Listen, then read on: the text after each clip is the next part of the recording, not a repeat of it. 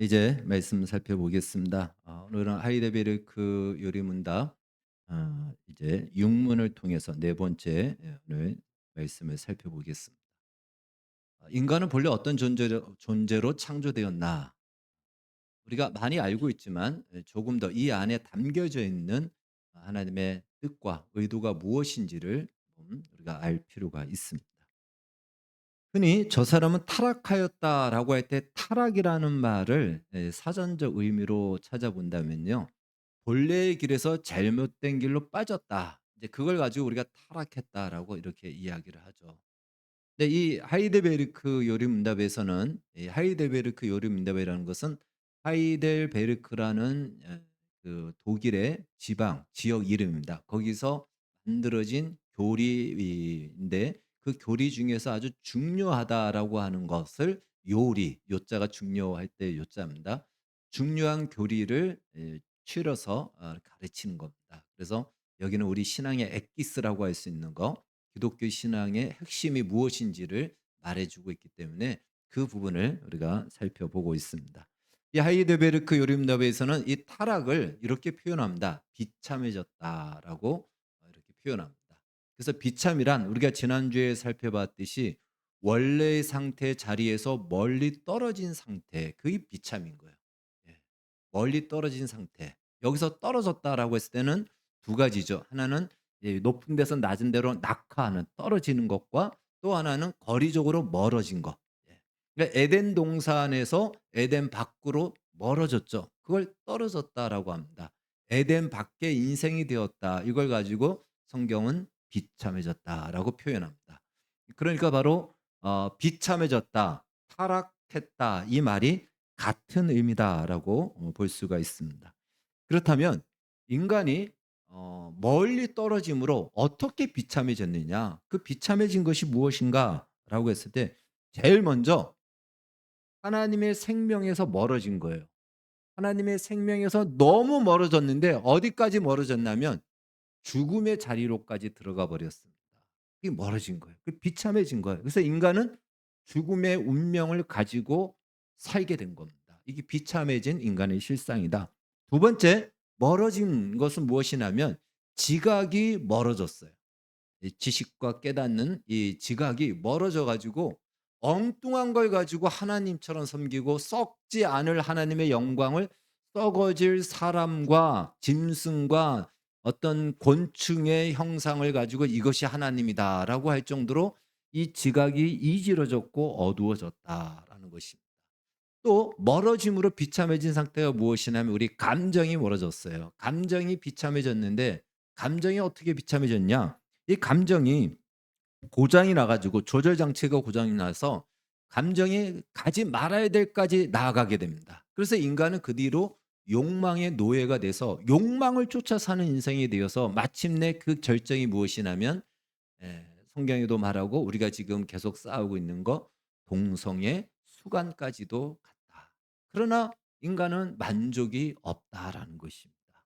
그 욕망을 채우려고 채우지만 만족이 없는 것이 바로 우리 인간의 모습입니다. 그런데 인간은 이러한 비참해져 있는 인간의 실상을 살면서도 불구하고 그것을 전혀 부끄러워하지 않고 아니 그걸 정상으로 여기고 있다라는 거예요. 왜 그럴까요? 태어날 때부터 인간은 그런 존재였으니까 이게 자연스럽고 정상이다라고 생각하는 것이고 오히려 지금은 그러한 문화를 만들고 그리고 그것이 마치 깨시민처럼 말하고 있고 또 그걸 법과 제도로 만들어 가지고 그 법을 지키지 않는 사람은 처벌을 하겠다라고 하는 것이 지금 인간이 비참해져 있는 실상인 것입니다. 그러니까 세상 사람은 "이게 정상이야."라고 말하는 이것이 인간이 비참해진 운명이고 비참해진 실상이다라는 것입니다. 세상은 알 수 없어요. 왜? 처음부터 그렇기 때문에. 태어날 때부터. 그런데 크리스찬들은 알아요. 왜 그러냐면 하나님의 말씀 율법을 통해서 우리가 원래 그런 존재가 아니었다라는 걸 알게 된 겁니다. 금방 말씀드렸듯이 비참해졌다라는 것은 떨어졌다 그랬잖아요. 어디로부터 멀리 떨어졌는데 그 어디로부터가 어떠한 자리였는지를 율법을 통해서 말씀을 통해서 보니까 '아 지금 이 모습이 정상이 아니구나. 이게 지금 비참해진 상태구나.'라는 것을 알게 되었다라는 것입니다. 그것이 바로 율법을 통해서 지난번에 살펴봤듯이 율법이 우리에게 주는 효과는 무엇이냐? 우리가 얼마나 비참한 존재였는지 그리고 비참한 것이 무엇인지를 비로소 알게 되었다. 볼 수 있게 되었다라는 것입니다. 그렇다면 본래 인간은 어떤 존재여야 했을까요? 하나님이 처음 창조했던 그 존재 어떤 존재여야 됐느냐라는 질문을 하이델베르크에서는 이렇게 말하는 겁니다. 사문 같이 한번 읽겠습니다. 시작. 하나님의 율법이 우리에게 요구하는 것은 무엇입니까? 질문을 저렇게 하니까 마치 우리가 그 율법에 요구하는 것을 의무적으로 지켜야 될 것 같은 그런 부담이 느끼는데 저 말을 제가 쉽게 번역한다면 바로 이거예요. 율법은 거울인데 거울을 너희에게 주면은 어떻게 해야 되겠냐 이거예요. 자, 거울을 만약에 주면은 거울이 없을 땐 모르는데 거울이라고 봅시다. 거울을 딱 보면은 내가 밥 먹다가 여기 뭐 묻었으면 묻은 것을 닦아내야 되는 거죠. 거울을 안 봤을 때는 모르지만 거울을 봐서는 닦아내야 되는데 거울을 보고도 안 닦으면은 '저 왜 거울을 봤지?' 이렇게 말할 거 아닙니까? 그래서 거울을 보면 이거 닦고 그다음에 이제 우리 여자분들은 화장을 자주자주 하잖아요. 왜 그러면 지워지니까.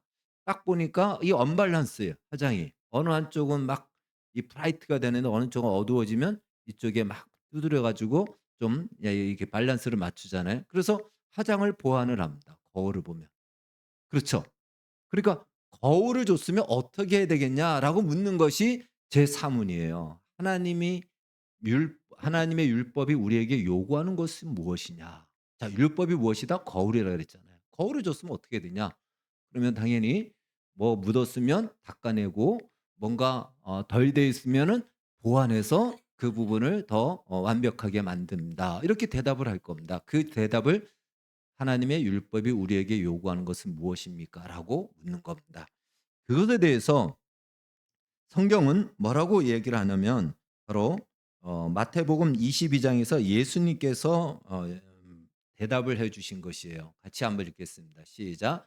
"내 마음을 다하고 목숨을 다하고 뜻을 다하여 주 너희 하나님을 사랑하라 하셨으니 이것이 크고 첫째 되는 계명이요 둘째는 그와 같으니 내 이웃을 내 몸과 같이 사랑하라 하셨으니 이 두 계명이 온 율법과 선지자의 강령이니라." 아멘. 예. 다시 말해 율법이 우리에게 주시는 것은 두 가지인데 하라 하지 말라예요. 하지 말라라는 것은 무엇이냐면 뭐가 묻었으니까 닦아내라 이겁니다. 하지 말라는 거예요. 닦아내라는 거예요. 하라는 것은 무엇이냐면 그쪽이 지금 화장이 지금 지워졌으니까 보완하라라는 겁니다. 그래서 율법이 요구하는 것이 무엇이냐면 저기서는 이제 보완하라는 거예요. 너희가 가장 아름답고 예쁘게 꾸미고 그 모습이 되려면 화장을 보완하듯이 바로 이 말씀대로 하나님이 인간됨의 극치가 무엇이냐, 인간의 아름다움이 무엇이냐, 인간의 최고의 가치가 무엇이냐, 인간은 바로 이런 존재가 가장 아름답다라고 한 것이 무엇이냐면 하나님을 사랑하고 이웃을 사랑하는 것이다. 이 부분이 보완이 돼야 가장 아름답다. 이걸 요구하는 거예요. 그러니까 저것은 우리가 지키면 복 받고 안 지키면은 벌을 주기 위해서 주신 것이 아니고 이것이 하나님이 인간에게 인간의 가장 극치라고 할 수 있는 아름다움의 가치의 자리가 여기다. 그러니 너에게 지금 이게 부족하지 않냐? 하나님을 사랑하는 것이 부족하고 이웃을 사랑하는 것이 부족한데 그 부족한 부분을 보완하라는 거죠. 그렇게 하라고 주시는 겁니다. 그것이 바로 율법의 요구다라는 것입니다. 그런데 우리가 이 말씀을 받았지만 우리가 그 말씀을 지킬 수 있을까요? 지킬 수가 없죠. 그래서 하이데베르크 문답에서도 그렇게 이야기를 합니다. 자, 당신은 이 모든 것을 오문에서 지킬 수 있습니까? 라고 물어보니까 이 오문의 답이 이렇게 나옵니다. 자, 같이 한번 읽겠습니다. 시작. 아닙니다. 나에게는 본성적으로 하나님과 이웃을 미워하는 성향이 있습니다. 그러면 이게 우리의 실상이죠. 마태복음 22 장에서 주시는 말씀이 하나님이 우리를 가장 아름다운 모습 완벽한 모습 가장 극치의 모습으로 주셨는데 우리는 그 거울을 보고도 우리 자신이 그럴 수 없는 존재, 나는 본성적으로 그러지 않고 그럴 수 없는 존재라는 것을 인정할 수밖에 없습니다. 여러분 이건 나를 얘기하는 거죠. 우리 각자를 얘기하는 겁니다. 그러면 우리는 이런 생각을 갖게 돼요. 아니 하나님은 우리가 할 수도 없는 것을 왜 인간의 가장 아름다움이라고 말씀하시면서 그걸 하라고 하느냐 이거예요.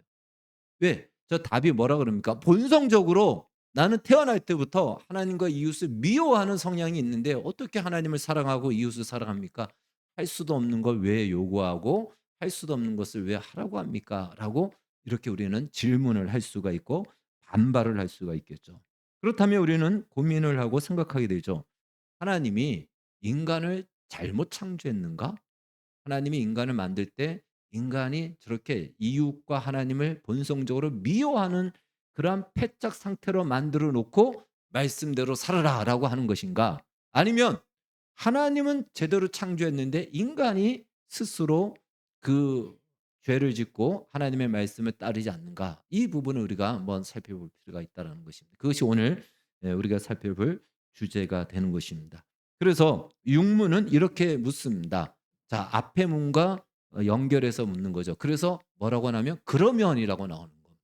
그렇다면 하나님께서는 사람을 그렇게 악하고 패역한 상태로 창조하셨습니까? 라고 묻는 겁니다. 과연 하나님이 사람을 어떤 존재로 창조하셨느냐? 어떤 상태로 창조했느냐라는 아주 중요한 문제가 되는 것이죠. 의역하면 하나님께서 사람을 어떤 존재로 창조하셨고 어떤 목적으로 창조하셨는가를 묻는 것이다. 과연 처음부터 형편없는 존재로 창조하셨는가? 본성적으로 그래서 이룰 수 없는 그런 존재로 창조하셨는가? 그것을 우리가 살펴봐야 되는 것입니다. 이것은 가장 우리 인생에 있어서 중요하고 현실적인 질문이죠. 내가 존재하는 목적이 무엇인가? 사람이 살아가는 삶의 목적이 무엇인가를 아주 본질적으로 근본적으로 근원적으로 묻는 질문이 되는 것입니다. 자, 먼저 답을 한번 보겠습니다. 답 한번 같이 읽겠습니다. 시작. 아닙니다. 하나님은 사람을 선하게 또한 자신의 형상 곧 참된 의와 거룩함으로 창조하셨습니다. 이렇게 하나님의 창조가 어떻다라는 것을 이 전반부의 답을 먼저 우리가 살펴보았습니다.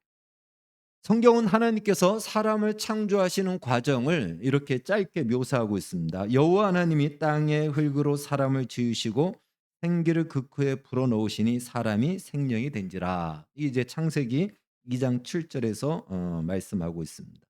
하나님이 인간을 만들 때 아주 한 문장으로 여호와 하나님이 땅의 흙으로 사람을 지으시고 그 코에 생기를 불어넣으시니 사람이 생명이 된지라라고 이렇게 묘사하고 있습니다. 여기에는 어떤 목적과 어떠한 존재로 창조했다라는 것은 소개되고 있지 않습니다. 그것은 오늘 우리가 읽은 창세기 1장 26절과 28절 사이에 말씀하고 있습니다. 창세기 1장 26절만 다시 한번 읽어볼까요? 26절만 읽겠습니다. 시작. 하나님이 이르시되 우리의 형상을 따라 우리의 모양대로 우리가 사람을 만들고 그들로 바다의 물고기와 하늘의 새와 가축과 온 땅과 땅에 기는 모든 것을 다스리게 하자 하시고 아멘. 자, 어떤 존재로 하나님이 창조하시겠다라고 하셨고 하셨는가 하면 하나님의 형상을 따라 하나님의 형상대로 창조하셨다라고 말씀하고 있습니다. 그리고 어떤 목적으로 창조하셨는가 하면 26절 하반절에 나오죠. 온 땅과 땅에 기는 모든 것을 그리고 바다의 물고기 하늘의 새와 모든 것을 다스리게 하자. 그 목적으로 인간을 창조하셨다. 이게 분명히 사람의 존재 목적과 또 이유가 여기에 나온다는 것입니다. 다스린다라는 이 말에는요. 몇 가지의 의미가 담겨져 있는데 여기에는 섬긴다라는 말도 담겨져 있어요. 그러나 더 근본적으로는 통치한다라는 말이 담겨져 있습니다. 다스린다, 통치한다. 아, 세상을 통치하는 분은 누굽니까? 하나님이십니다. 하나님이 세상을 통치하시는데 사람을 만들어 하나님이 통치하는 대신 하나님을 대변한 대신하여 사람이 세상을 통치하게끔 하기 위해서.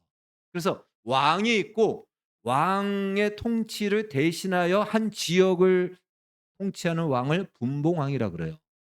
바로 하나님 나라의 분봉왕으로서 인간을 창조하셨다. 그래서 하나님이 세상을 통치하는 것을 인간으로 하여금 하나님을 대신하여 통치하도록 인간을 만드셨다. 이것이 하나님이 인간을 통치하는 인간을 창조한 목적입니다. 그래서 어떻게 만드셨냐면 하나님의 형상을 따라 만드셨다고 얘기합니다. 형상, 이미지 우리가 쉽게 얘기한다면 이미지가 오늘 우리에게는 더 많이 와닿는 표현일 겁니다. 이미지 오브 갓 하나님의 형상으로 창조하셨다. 근데 형상, 이미지는 눈에 보이는 겁니까? 안 보이는 겁니까? 이미지는. 이미지는 눈에 보이죠. 눈에 보이는 거예요. 우리가 형상이라고 할 때는 다 눈에 보이는 걸 얘기합니다. 눈에 보이는 거예요. 근데 하나님은 보이지 않는 하나님이신데 보이지 않는 하나님을 따라 하나님의 그 형상을 따라 인간을 만들었다. 인간의 겉모양을 가지고 하나님의 형상이다 말하는 분들도 있습니다. 뭐 총체적으로는 그렇게 말할 수 있으나 그러나 겉모양을 가지고 하나님의 형상이다라고 이렇게 딱 집어서 이야기하기는 어렵고요. 여기서 하나님의 형상이라고 했을 때는 바로 하나님이 가지고 있는 특성들, 또 하나님이 가지고 있는 성품들, 하나님이 가지고 있는 가치관들. 그래서 마치 하나님이 이 땅에서 살아가면 사는 모습을 보고 하나님이 어떤 분이자라는 그 이미지의 캐릭터가 나오듯이 그러한 존재로 하나님이 인간을 만드셨다라고 오늘 말씀하고 있습니다. 예수님이 제자들이 예수님에게 이렇게 물어봤어요. 예수님, 하나님 아버지를 우리에게 보여주세요. 이미지를 보여주세요라고 질문한 거예요. 그때 예수님이 뭐라 그러냐면 요한복음에서 말씀하시기를 이렇게 말씀합니다. 나를 본 자는 같이 읽겠습니다. 시작. 나를 본 자는 아버지를 보았거늘 어찌하여 아버지를 보이려 하느냐. 그러니까 제자들은 빌립이 하나님의 이미지를 보여주세요. 아버지의 이미지를 보여주세요. 그러니까 예수님이 나를 본 자는 아버지를 봤다. 내가 하나님의 형상이다라고 얘기합니다. 사도 바울은 골로새서 1장 15절에서 이렇게 얘기합니다. 시작. 그는 보이지 아니하는 하나님의 형상이시오. 그러니까 예수님을 두고 얘기하는 거예요. 예수님은 하나님의 형상이다. 예수님 이코로 하나님의 형상이다. 이렇게 말해도 틀리지 않습니다. 다시 말해. 그러면 예수님이 생긴 모양이 하나님의 형상이란 말일까요? 그렇지 않고 예수님이 이 땅에 있으면서 행하셨던 행동, 예수님이 가지고 있던 생각, 예수님의 말씀, 예수님의 성품, 예수님이 하시는 일, 예수님이 일을 처리하는 방식, 이 모든 것을 보고 아, 저것이 바로 하나님의 모습이구나라는 것을 말씀하는 거예요. 그래서 예수님이 살아가는 그 모습을 통해서 나를 보면 하나님이 이런 분이라는 거 너희들이 알아야 돼. 나를 보고 하나님의 형상을 봐야 돼라고 말씀하고 있는 것입니다. 그러니까 예수님은 하나님의 형상으로 충만한 분이에요. 그래서 그는 보이지 아니하는 하나님의 형상이시오라고 입고로 시킨 겁니다. 그런데 사람은 하나님의 형상이요 이렇게 말하지 않죠. 하나님의 형상으로 창조됐다. 이 말은 무슨 말이냐면 하나님의 형상의 충만함에 아직은 이르지 않았다라는 거예요. 하나님의 형상으로 충만해지면 다른 피조물을 볼 때 와, 사람을 보니까 마치 하나님이 이 땅에 와서 하시는 것과 같아. 바로 하나님의 형상과 같아. 하고 이렇게 이야기할 것입니다. 그러나 처음에 인간 아담은 아직은 그런 존재가 아니에요. 이제 하나님의 형상을 가지고 하나님의 형상대로 세상을 통치할 때 그 형상의 충만함이 이루어져서 나중에는 하나님의 형상이다라고 말할 만큼의 자라갈 것입니다. 그러나 그 시작이 하나님의 형상으로 지어졌다라고 말하는 것입니다.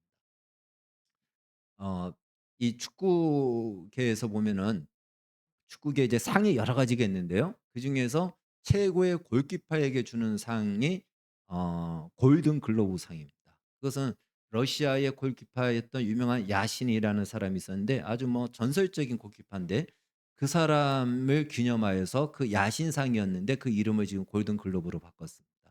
그래서 우리가 골키퍼를 잘 보는 사람을 보면은 와, 야신이 돌아온 것 같다. 이렇게 얘기하잖아요.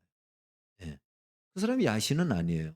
그런데 야신이 하는 만큼의 그 정도로 수준과 실력이 있기 때문에 와 야신이 마치 지금 여기 와서 "야신을 재현한다. 야신이 돌아온 것 같다."라고 이야기하듯이 하나님의 형상으로 지음 받은 인간이 하나님의 형상대로 세상을 통치하면 다른 피조물을 볼 때 뭐라 그런다고요? "하나님이 와서 통치하는 것과 똑같네." 이렇게 이야기한다. 그러니까 사람을 하나님은 그 정도로 그런 존재로 창조하셨다라는 거. 그것이 곧 우리가 세상을 통치하는 하나님의 목적과 함께 어떻게 세상을 통치해야 되느냐라고 했을 때 하나님의 형상을 따라 통치해야 된다. 그것이 우리의 존재 목적이고 살아가는 삶의 방식이어야 된다라는 것입니다. 이것이 하나님이 세상을 또 사람을 창조한 의도다라는 것입니다. 물론 이 통치를 이루기 위해서 그만한 무엇을 줘야 될까요? 능력도 줘야 되고요. 시간도 줘야 되고요. 재능도 줘야 되는 것입니다. 하나님이 세상을 창조할 때 성경은 이렇게 그 묘사를 욥기에서 묘사하고 있습니다. 욥기 38장 4절 7절 같이 읽겠습니다. 시작. 내가 땅에 기초를 놓을 때에 내가 어디 있었느냐? 내가 깨달아 알았거든 말할지니라.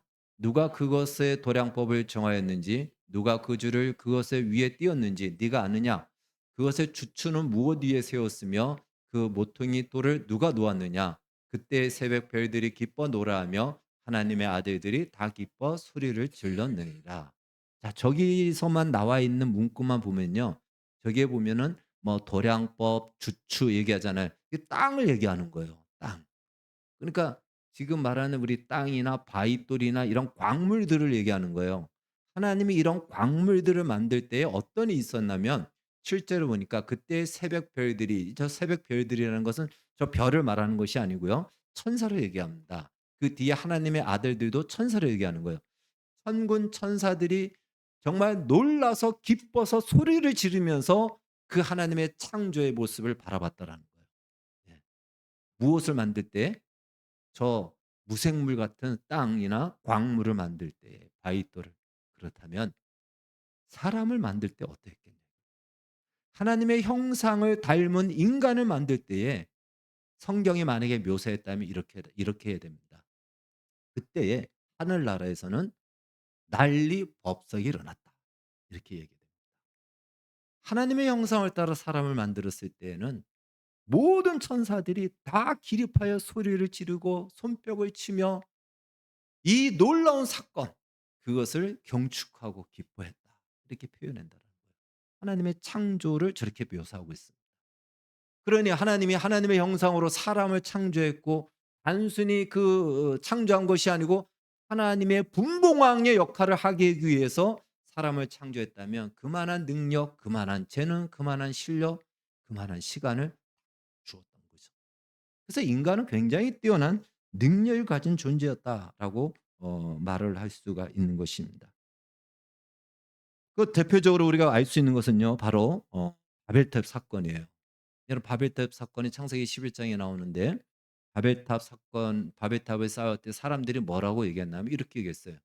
"자 우리 이름을 위하여 탑을 쌓아서 하늘에 닿게 하자." 어디에 닿게 하자? 하늘에 닿게 하자. 이 상징이 아니에요. 지금 전 세계 마천루 우리나라 롯데타워가 550 미터가 제일 높잖아요. 전 세계 가장 높은 것이 아마 제가 알기로는 한 800 미터 예 정도 되는 걸 알고 있어요. 예. 뭐 아랍에미리트 말레이시아에 있는 거의 인제 1 킬로까지 가는 거죠, 1000 미터. 바벨탑을 쌓던 사람들이 봤을 때는 '야 그 정도는 한 며칠만 일하면 돼.' 할 정도였을 겁니다. 요즘 여러분들도 아마 유튜브를 통해서 보면 되겠지만 고대 미스터리 문명들이 지금 굉장히 많이 발굴이 되고 있습니다. 그래서 심지어는 이미 핵 실험까지 했던 흔적들이 지금 나온다라고 해요. 그래서 인류 이전에 또 다른 문명이 있었다라고 지금 증거가 안 되기 때문에 그걸 설명할 수 없어서 그냥 흔적으로만 얘기합니다. 그러니까 이 바벨탑을 쌓던 사람들이요. 무식한 사람들이 아닙니다. 진짜 하늘까지 쌓을 만큼의 기술을 가지고 있다라는 그만한 기술을 가지고 쌓을 정도의 대단한 사람이었고요. 그리고 그 일을 하는 데 있어서 사람들이 아무도 반발을 안 해요. 굉장한 조직력을 가지고 있고 당연히 그때 의사소통이 됐고요. 굉장히 뛰어났다라는 겁니다. 그 정도예요. 그것을 성경에서는 창세기 11 장까지를 뭐라고 얘기하냐면 원역사라고 얘기합니다. 이 원역사는 사실 지금의 역사로는 파악할 수 없을 정도의 그 흔적, 그러한 어떤 역사라는 것이죠. 바로 그 정도로 뛰어났다라는, 그만큼 하나님은 이 세상을 통치할 수 있는 이 능력을 인간에게 충분히 부여했다라는 거예요. 대단한 능력을 주셨다라는 것을 우리가 알 수가 있는 것입니다. 자, 그래서 하나님이 창조한 목적이 무엇이다? 하나님을 대신하여 세상을 창조할 수 있도록, 그것이 하나님의 형상으로 창조했다라는 것입니다. 그러니까 그런 인간이 악한 존재로 창조되었을까요? 그렇지 않습니다. 창세기 1 장은 하나님의 세상을 창조할 때에, 창조하고 난 뒤에 뭐라고 그러냐면 하나님 보시기에 좋았더라라고 합니다. 이때 좋았더라가 토부라는 히브리어인데, 이 토부 안에 우리말로 선하다, 아름답다라는 말이 이 안에 다 들어가 있어요. 그러니까 하나님이 세상을 창조할 때에 아름답게 창조하셨고 선하게 창조했습니다. 특별히 마지막 여섯째 날 인간을 창조하고 난 뒤에는 하나님이 그 모든 것을 보시고 심히 좋았더라, 정말 아름다웠더라, 정말 선하더라라고 얘기하는 거예요. 하나님이 인간을 창조했을 때 인간은 선한 존재로, 아름다운 존재로, 그리고 좋은 존재로 창조되었다라는 것을 말해주고 있습니다. 솔로몬은 전도서 7장 29 절에서 이렇게 이야기합니다. 같이 읽겠습니다. 시작. 내가 깨달은 것은 오직 이것이라, 곧 하나님은 사람을 정직하게 지으셨으나 사람이 많은 꾀들을 낸 것이라. 그러니까 하나님은 사람을 정직하고 선하고 아름답게 창조하셨다. 인간은 선한 존재로 창조되었다. 그리고 대단한 능력을 부여받았다. 이것이 창조의, 하나님이 인간을 창조한 모습이다라는 것입니다. 자, 그렇다면 이제 이러한 인간이 어떻게 이 세상을 통치하냐라고 했을 때 답은 하나님의 형상으로 지음받았기 때문에 하나님의 형상대로 세상을 통치해야 됩니다. 이 말은 무슨 말이냐면, 형상이라는 것이 아까 보여지는 이 겉모습이 아니고요. 하나님께 속해 있는, 하나님의 그 내재되어 있는 그 어떤 소프트웨어적인 것들, 그것을 인간이 그대로 받았다라는 겁니다.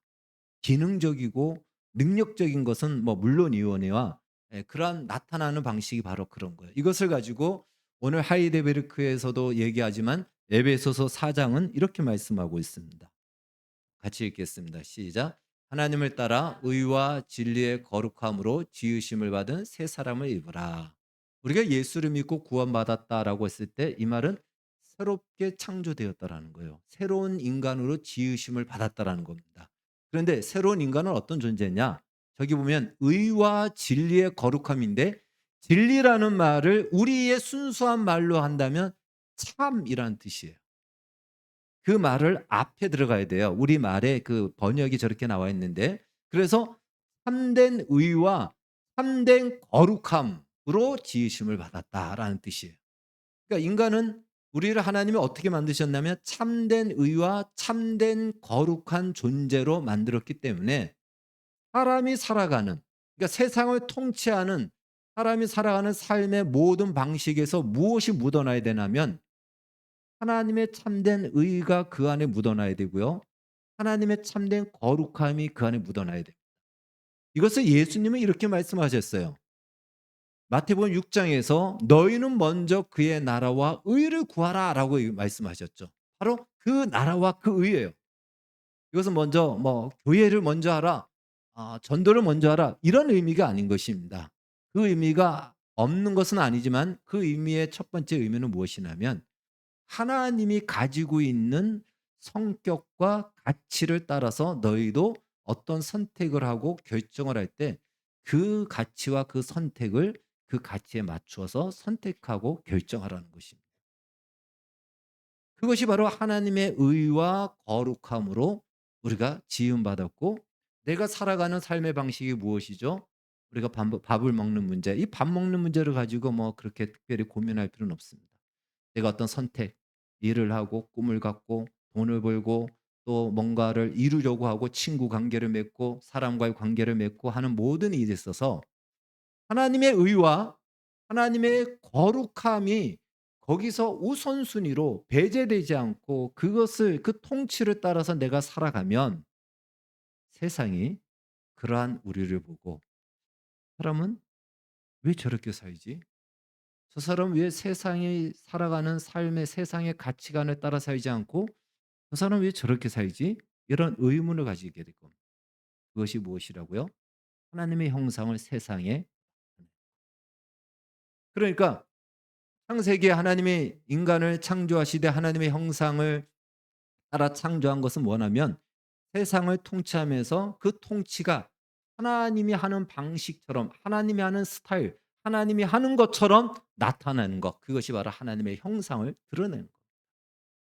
그래서 세상이 봤을 때 하나님이 와서 하는 거나 아담이 와서 하는 거나 똑같은 거예요. 똑같은 거예요. 물론 우리에게는 그만한 시간이 필요하겠죠. 아담에게도 그만한 시간이 필요하겠죠. 예. 하나님이 하신 것처럼 똑같이 할 정도가 되려면 앞서 말씀드렸던 것처럼 야신처럼 그런 골키퍼가 되기 위해서는 많은 수고와 많은 노력이 필요하겠죠. 그래서 정말 저 막 반사적으로 공이 오는 곳에 손이 가서 막듯이 하나님의 의와 하나님의 거룩함으로 살아가는 삶의 방식의 훈련이 이루어질 때 어느덧 저 사람이 살아가는 거나 예수님이 만약에 이 세상에서 산다면 저렇게 살았을 거야. 이것이 바로 하나님의 형상으로 세상을 살아가는 겁니다. 우리에게 주어지는 많은 것들이 다 그렇게 나타나는 거예요. 나는 저거 있으면 난 저렇게 안 살 텐데. 나는 나를 위해서 마음껏 살 텐데. 혹은 막 내 목적을 이루기 위해서만 살 텐데. 저 사람 뭔가 다르네. 왜 저렇게 살지? 저건 어느 세계관을 가지고 있고 어떤 가치관을 갖고 있기에 저렇게 살지? 다 보니까 뭐라 그래요? 예수의 세계관이고 예수의 가치관이에요. 그것이 하나님의 형상을 세상에 증거하고 나타내십니다. 그런 목적으로 하나님이 인간을 창조하셨다라고 말씀해 주고 있습니다. 그것을 하이데베르크 요르민답에서는 이렇게 말합니다. 아까 말한 것과 그 뒤에 바로 이야기하는 겁니다. 같이 한번 읽겠습니다. 하나님은 사람을 시작. 하나님은 사람을 선하게 또한 자신의 형상 곧 참된 의와 거룩함으로 창조하셨습니다. 이것은 사람으로 하여금 자신의 창조주 하나님을 바르게 알고 마음으로 사랑하며 영원한 복락 가운데서 그와 함께 살고 그리하여 그분께 찬양과 영광을 돌리기 위함입니다라고 말하고 있습니다. 그래서 우리가 하나님을 알아야 되는 이유가 바로 여기 있어요. 하나님은 우리에게 맡기셨는데 우리에게 이 세상을 맡기셨는데 세상을 하나님이 나의 형상을 세상 가운데 나타내라. 그 나의 형상을 드러내라는 것은 내게 있는 하나님의 복된 것들이 세상에 충만하게 하라는 겁니다. 나를 위해서 너는 종이 되라 이 얘기가 아니고 나는 너를 통해서 내가 가지고 있는 세상을 향하여 복되게 하려고 하는 나의 계획을 이루기를 원한다. 그것이 너를 통하여 이 세상에 충만하게 흘러가기를 원한다. 그러기 위해서는 네가 나를 알아야 되지 않냐. 하나님을 바르게 알아야지만이 하나님의 뜻을 하나님의 마음을 올바르게 펼쳐내. 근데 어설프게 하면 어떻게 되죠? 대충 자기 생각대로 하면서 이게 하나님의 뜻이다라고 얘기하는 겁니다. 그것이 사람들을 공갈하고 위협하고 하는 겁니다. 그렇지 않다라는 것이에요. 그래서 여기서도 말하기를 하나님을 바르게 알아요. 이것이 첫 번째 나오는 거예요. 자신의 창조주 하나님을 바르게 알고 바로 이 얘기를 하는 것입니다. 말씀을 이제 오늘 정리를 하겠습니다. 하나님은 사람을 하나님을 대신하는 분봉왕 같은 존재로 창조하셨습니다. 그런데 그 분봉왕이 원래의 왕의 뜻을 모르고 자기 멋대로 살다 보면은 그 왕을 반역하는 자리에 이르게 되겠죠. 그렇기 때문에 왕을 가까이 하고 그 왕의 생각을 알고 왕의 철학을 배우고 그 왕이 가지고 있는 계획도 알아야 되는 겁니다. 그것이 바로 우리가 하나님의 말씀대로 배우고 하나님의 말씀대로 살아간다라는 이 표현인 것이에요. 우리가 그의 종이 되기 위해서 혹은 내가 율법을 안 지키면 하나님 나에게 벌을 줄 것 같기 때문에 불안하고 두려워서가 아니고 이 율법을 통해서 내가 어떤 생각을 가지고 있는지 세상을 향하여 하나님이 어떠한 청사진을 가지고 있는지를 알고 하나님이 뭘 싫어하고 무엇이 인간에게 악이 되고 벌을 주고 저주로 몰아넣는지를 알고 너희는 그 자리로 가지 말고 복된 자리로 나와라라는 것이 우리가 하나님의 말씀에 순종하는 것입니다. 바로 하나님은 우리를 통해서 하나님의 영광이 온 세상에 흘러 넘쳐 그 모두가 그 영광에 참여하고 그 복의 자리에 나오게 하기 위해서 하나님이 인간을 창조하셨습니다. 이것이 하나님이 창조한 인간을 창조한 의도고 이것은 지금도 유효하다라는 거예요. 지금도 우리를 통해서 하나님은 이 일을 이루시겠다라는 것입니다. 그래서 우리에게 주어진 인생과 우리에게 주어진 시간과 우리에게 주어져 있는 많은 것들이 하나님 이것이 세상을 향한 하나님의 마음과 뜻을 펼쳐내는 통로가 되고 도구가 되어지고 자원이 되어지게 해주시고 나를 그 인생의 자리로 불러주십시오라는 우리의 결단과 다짐이 있는 오늘의 시간이 되기를 주의 이름으로 축원합니다. 기도하겠습니다. 하나님 아버지 감사합니다. 오늘은 우리가 하나님이 어떤 모습으로 우리를 창조하였는지를 배웠습니다.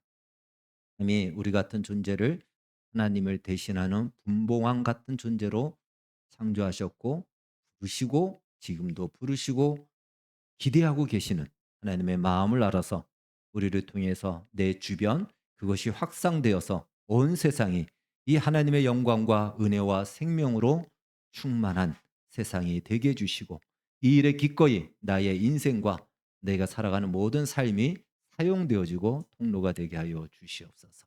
예수님의 이름으로 기도하옵나이다.